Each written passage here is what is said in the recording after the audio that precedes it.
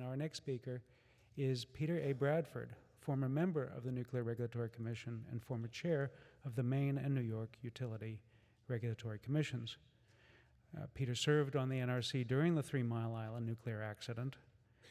He currently teaches energy policy and law at the Vermont Law School and has taught at Yale School of Forestry and Environmental Studies.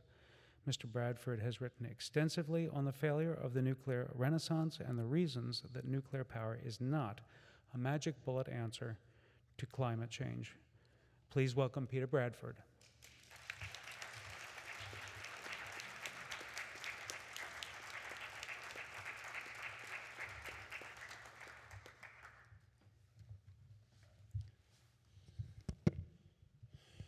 Thanks very much, Paul. I'm going to supplement that introduction in a moment, but first I have to apologize. I didn't get the memo that this was such an avant-garde post-PowerPoint panel, and so unable to ski slalom without the gates. I'm going to be a little more old-fashioned.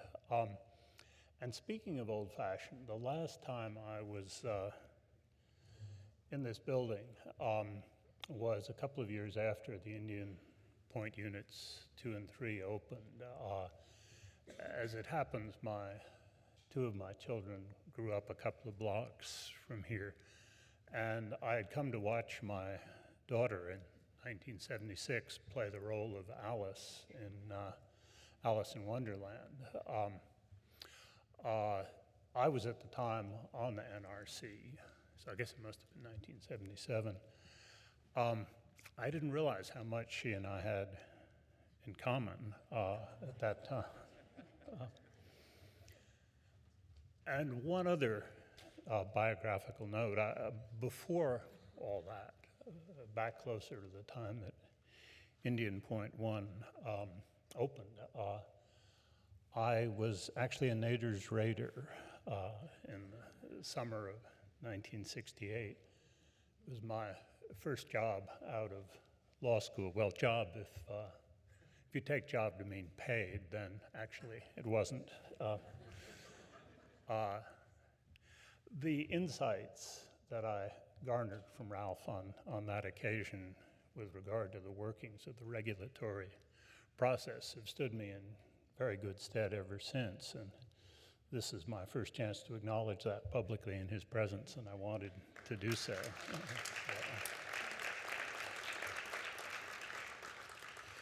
It sometimes happens that when I'm a witness in a legal proceeding and being deposed by nuclear industry lawyers,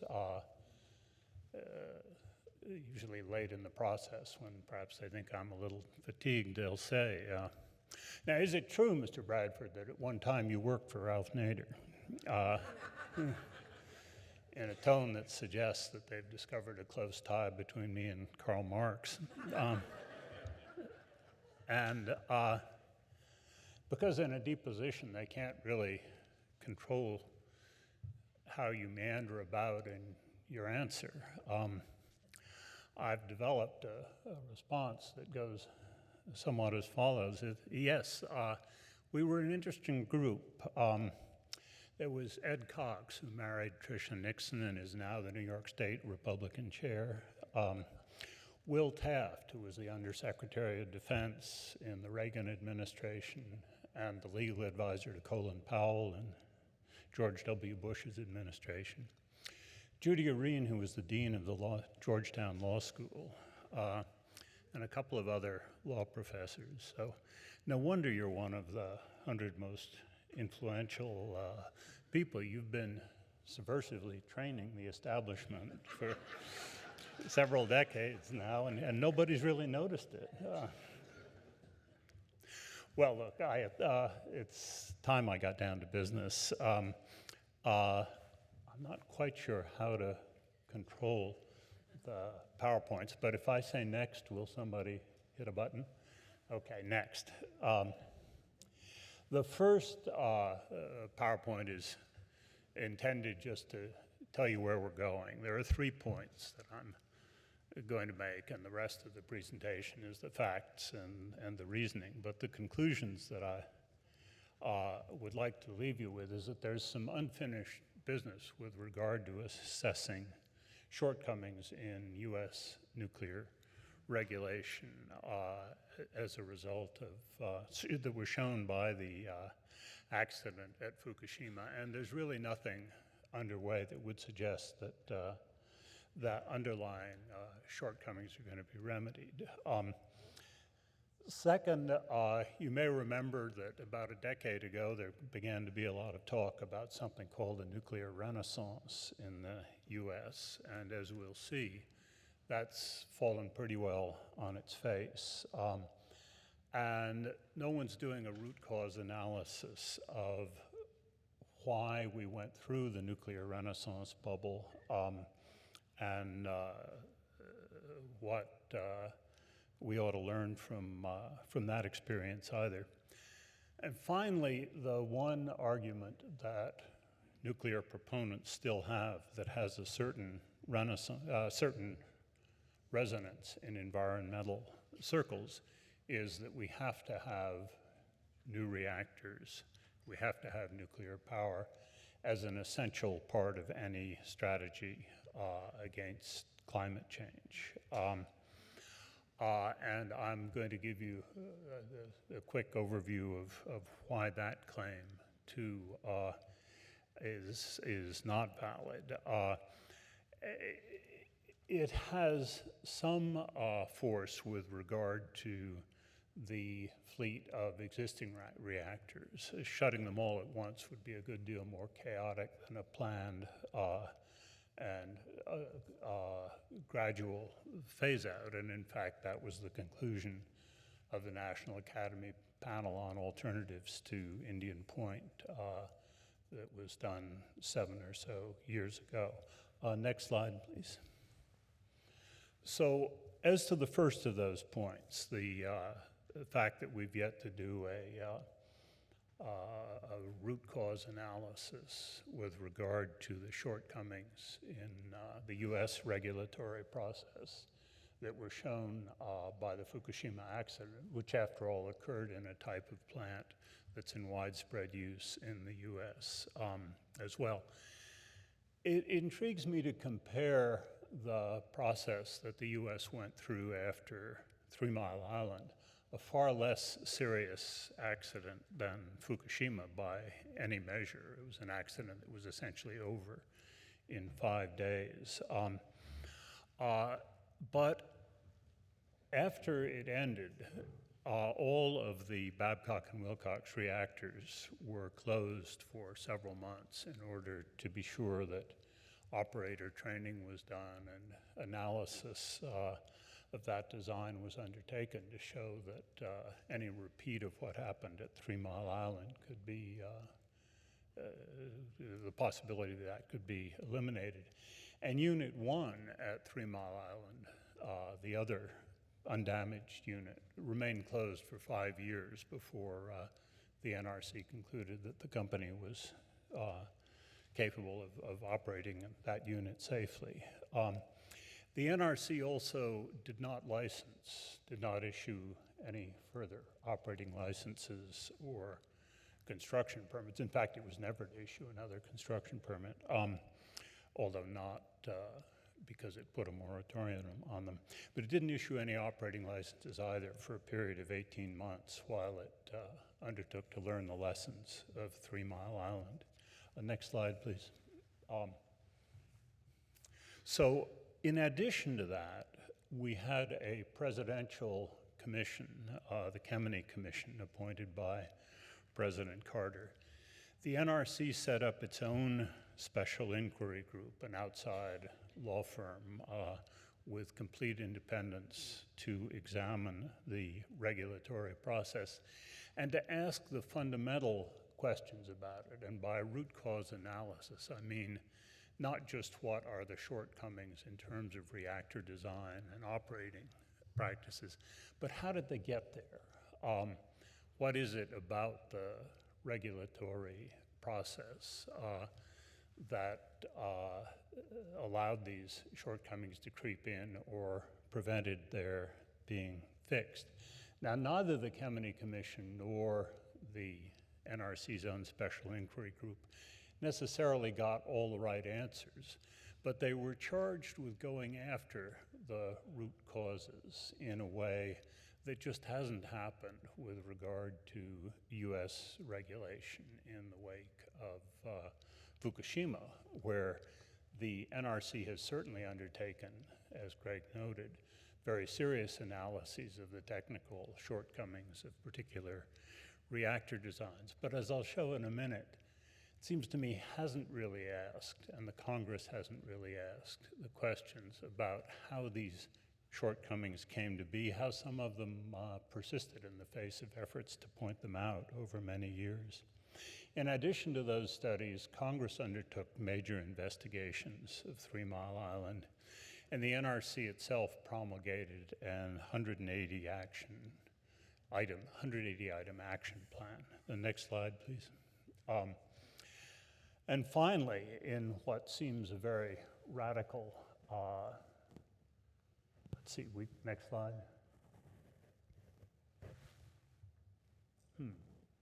Anybody home? Oh, no, okay, we are on the next slide.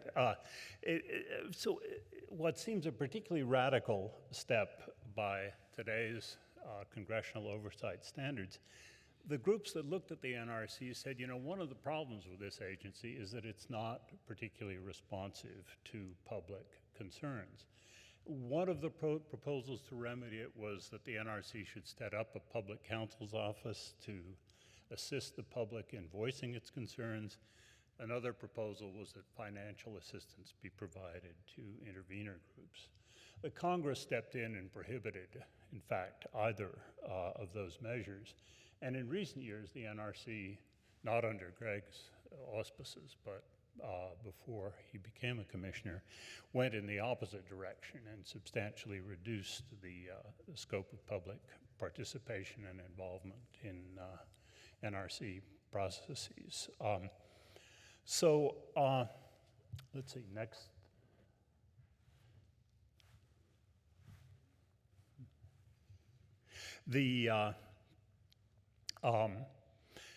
So it's not that the NRC hasn't taken a hard look at the technical shortcomings, but when you look at some of the types of issues that outside groups have raised, like the 7 scientists' paper on spent fuel storage and spent fuel management, an issue that was strongly implicated in the Fukushima accident as well, what you find is that the Commission, in fact, refused to consider that petition, and in fact even undertook to delay the release of the National Academy of Sciences review of its spent fuel management practices.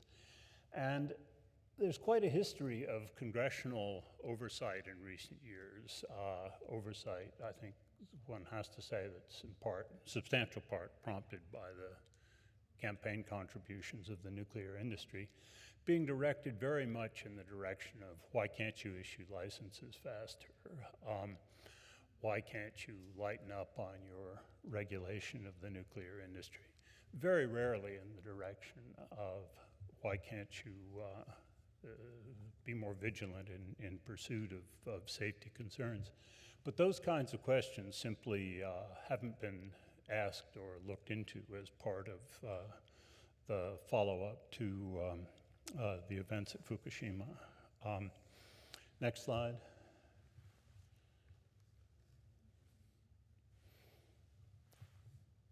Next slide. Okay. I'm gonna get whiplash. One more fact about 3 Mile Island, and I just want to make this point in the context of transitioning from accident investigations more into the economic circumstances of the industry. The industry in recent years has tended to say that the reason the first burst of nuclear construction in the US came to a halt was because of the accident at 3 Mile Island, because of overreaction by the Nuclear Regulatory Commission, because of environmental interveners making too much of a fuss and raising the costs of nuclear power too high. But the fact is that the nuclear industry was in serious trouble before the accident at 3 Mile Island. There had already been a substantial number of plant cancellations, cost overruns, and the real issues were the rising costs of reactors, the fact that electricity demand had begun to decline in the late 70s. Even then, there were cheaper alternatives, and in particular, in the late 70s, we had the emergence of competitive power procurement in the US. Once competitive power procurement processes came into play, new nuclear reactors never even bid. Now, this theme of attributing the failure of a hoped-for nuclear boom to a particular accident is one we're going to see again in the context of Fukushima, so it's an important one to understand. Next slide, please.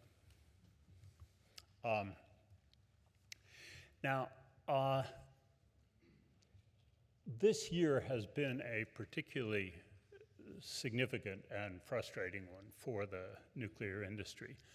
It's the first year since 1998 in which operating nuclear reactors have closed, and Greg already named them, so I'll skip over the list, which is in the first bullet.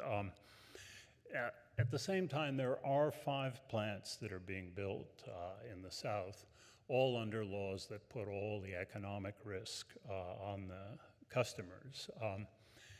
But in addition to the 5 plant cancellations, uprates, that is, increases in the output of nuclear plants through design modifications, have also been canceled, again, because they're too expensive, and that hasn't happened previously. The older reactors, the fact that reactors are aging, that repairs that some of them need are expensive, that the alternatives keep getting cheaper, and that we don't have a national climate policy are all contributing factors. But we have a situation now in which not only has the Renaissance collapsed, we're not building any new plants, but for the first time we're actually seeing substantial reductions in the number and the potential output of the operating units. And while the industry would like to say, well, this is Fukushima, it'll pass, and we'll be able to get back to normal, the fact is that, like 3 Mile Island, it's not the product of the accident. It's a product of unfavorable underlying nuclear economics. And the situation isn't restricted to the US. Next slide. So this slide is taken from the World Nuclear Industry Status Report, which is an extremely useful publication for those of you who are interested in nuclear data worldwide. And what it's showing you that I want to emphasize in the context of the discussion of climate change that I'll get to in a minute is that while the nuclear renaissance was argued to be part of the beginning of a necessary ramp up in nuclear plant output in order to make nuclear power a big part of an anti-climate change strategy, what's actually happened in the 10 years that we have been talking about a nuclear renaissance is that the output of the world's nuclear fleet is lower than it was 10 years ago. Not by a lot, but during a time when for nuclear power to be a useful contributor, it had to have begun to increase substantially. What it's actually done is to decline, both as a percentage of world energy usage, that's the orange line, sorry, not usage, but production, and in absolute terms, which are the bars. Next slide, please.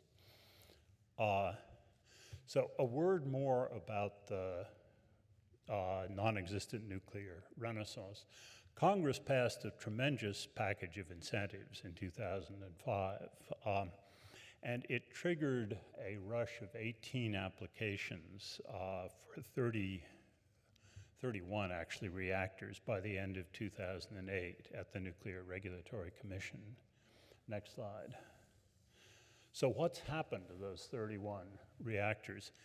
Well, the truth is none of them can be built without massive government support. The package included loan guarantees that shift the risk from investors and lenders to taxpayers, and also state rate-making policies that allow the utilities to collect capital from customers years before the plant is completed. And it's those policies that are allowing the 5 plants that are being built in the US to go forward.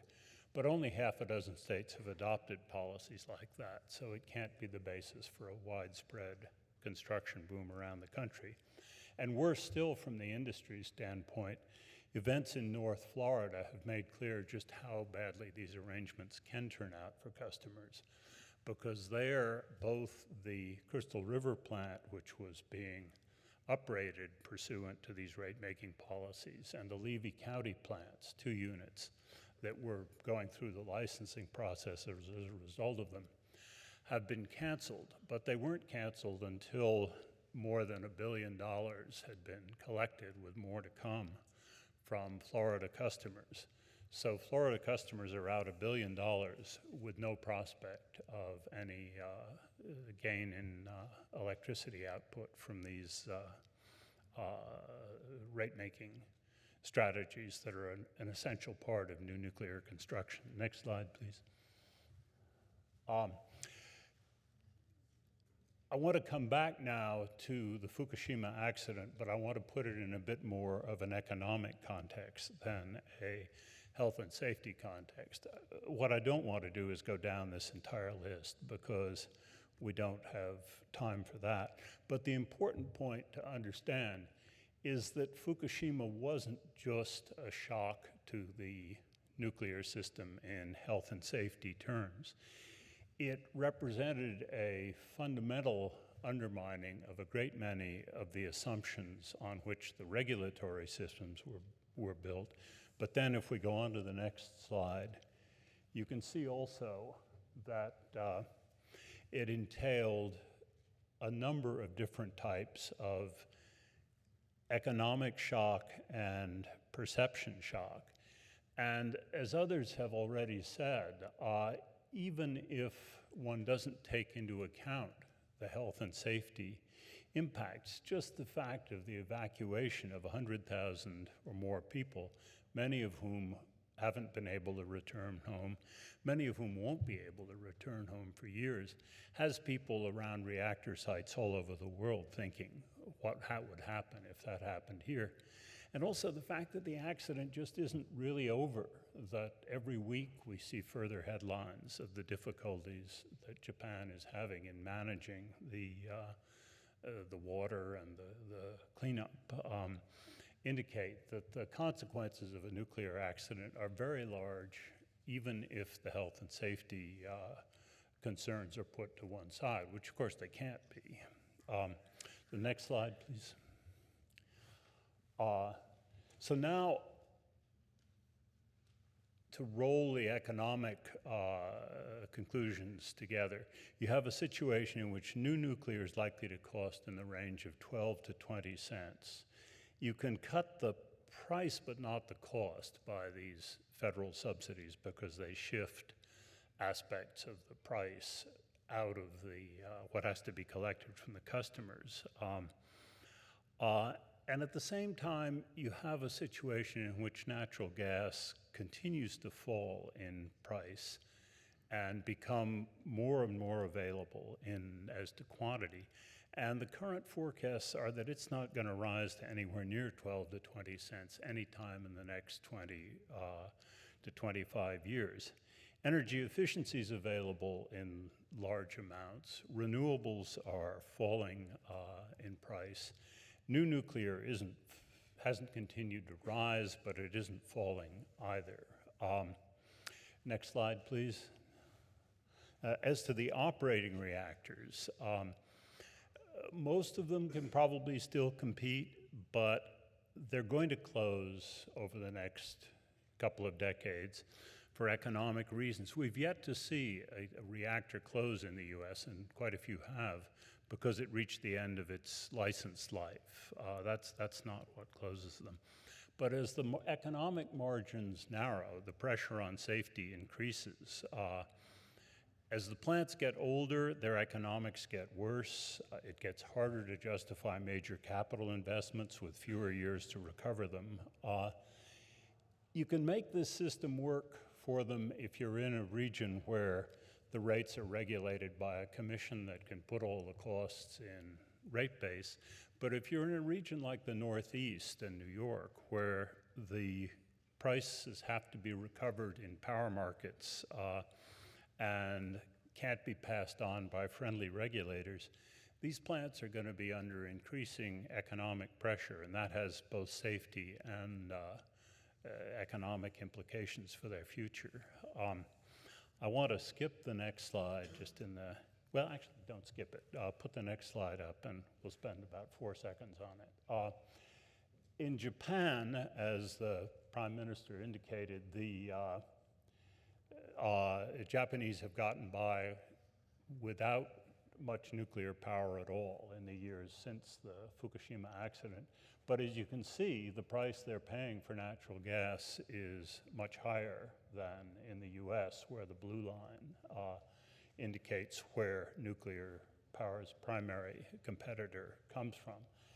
My conjecture is that the price in Japan is going to fall, although perhaps not all the way to ours. But you can see why nuclear power in the US is under extreme economic pressure and is likely to remain so, because there are no projections that really show that price going up substantially in the decades ahead. Next slide, please.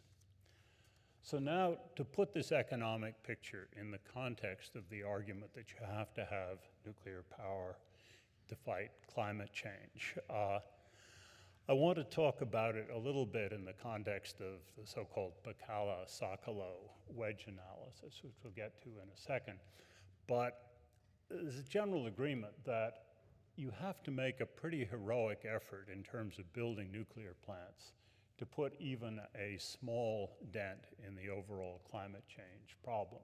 That is, to get a 10% greenhouse gas reduction, you have to triple the number of reactors worldwide, which is currently in the range of 430, 440.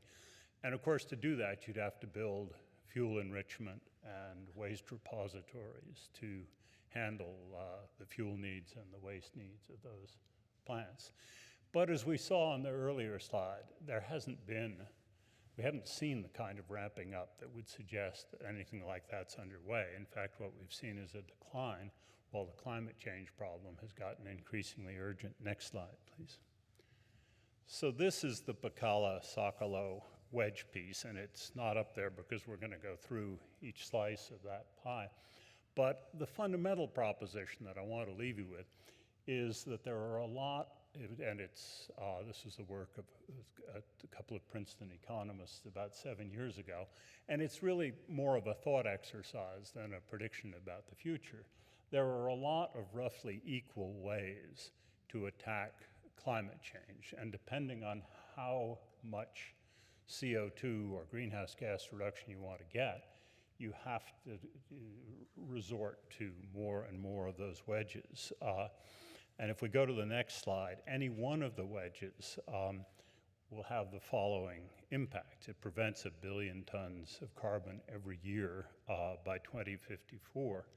They each involve the scaling up of technologies that already exist, and 7 of them roughly would get you to 500 parts per million, more obviously if the target is going to be 350.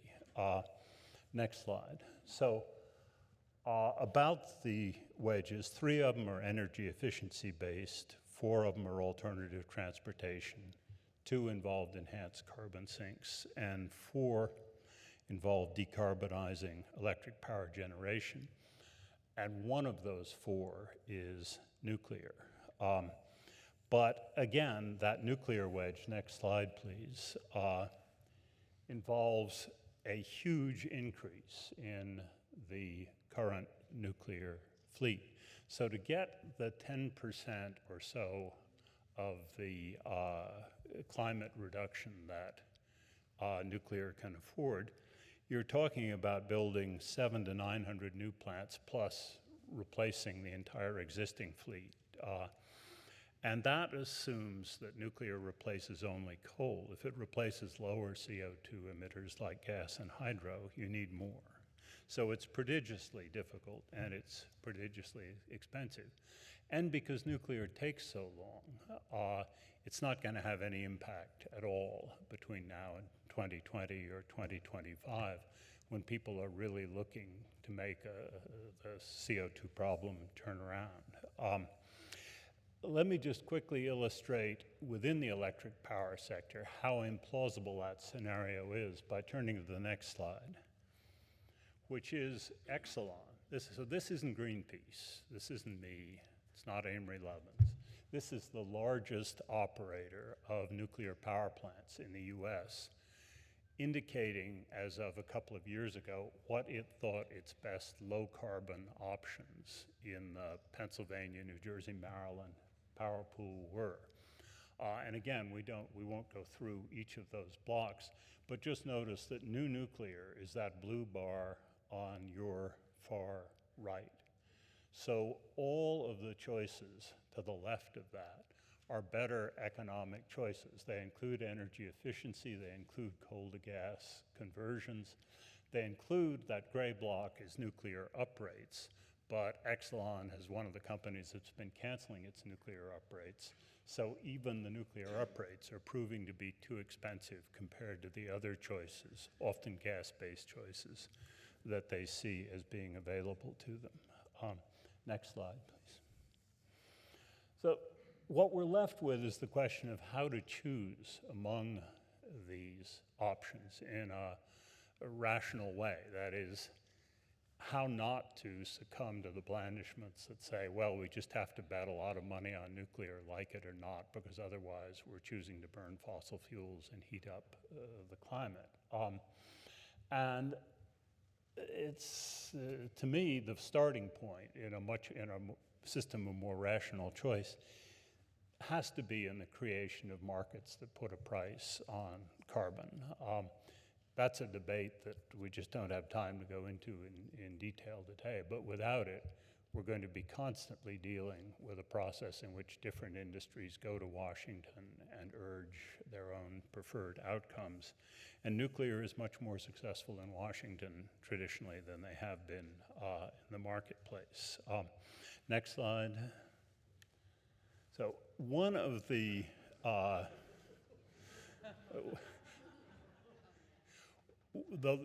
and this is actually my last slide. So the argument one hears often is, well, the strategy we have to pursue is all of the above.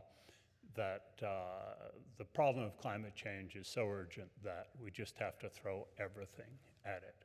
Well, think about that. That's not how we solve problems. We don't, for example, go after world hunger by placing a big bet on caviar. And there's a fundamental logical economic reason for that, which is that if you bet on your most expensive options, you're not going to be able to buy enough of what it is that you need. And that's the reason why it seems to me that a heavy bet on new nuclear, that in particular the environmental communities, those in the environmental community who are tempted by the prospect that nuclear power is low carbon, are barking up a wrong tree and need to reevaluate how they think about choosing among the low carbon options that are available to us.